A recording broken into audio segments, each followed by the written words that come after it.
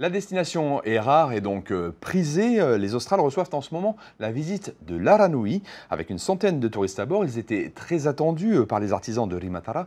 Cette croisière stimule l'économie de ce petit bout de terre de 9 km². Après une première tentative en 2007, ils attendent peut-être des circuits plus réguliers vers le sud. Je vous propose ce reportage signé Laure Philibert et Samuel Ravatua-Smith. Rimatara, l'île du Hura, reçoit l'Aranui après 3 ans d'absence. Ici, pas d'accueil sans fumée pour purifier les visiteurs de tous horizons qui arrivent de Rurutu. De belles couronnes odorantes et colorées sont accrochées au cou des croisiéristes. Croisiéristes séduits par l'orchestre traditionnel et par la population chaleureuse et accessible. Mais c'est l'art de la vannerie qui concentre toutes les attentions. Les créations délicates, contrastées et originales ne manquent pas d'impressionner le public du centre artisanal de l'île.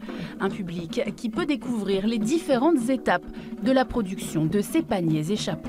Voilà, aujourd'hui, c'est par un temps ensoleillé qu'on accueille l'Aranui. Je dirais que c'est une aubaine pour la population de Rimatara.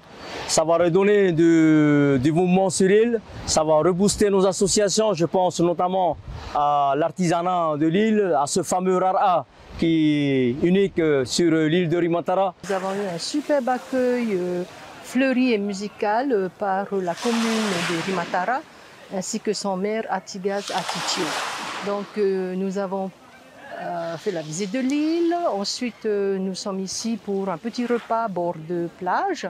Superbe endroit, bien ombragé, près de cette superbe plage qui fait peut-être 5 km. Donc on remercie vivement, chaleureusement le maire et sa commune. À bord, nous sommes presque 120 passagers. Les paniers de Rimatara sont les plus beaux. Ils sont en conscients et ils ont été tout de suite débalisés. Depuis plus de 30 ans, le cargo mixte fait la navette entre Tahiti et les Marquises, à la fois pour du ravitaillement et pour des croisières.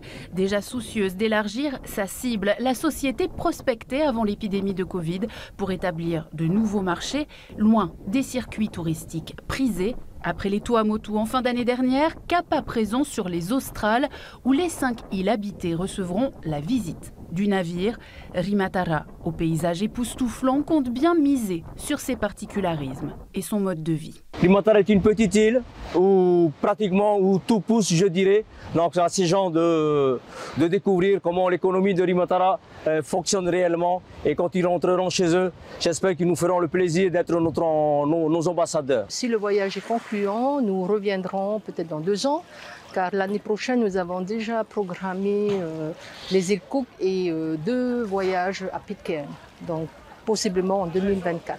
La croisière se poursuit jusqu'en milieu de semaine prochaine.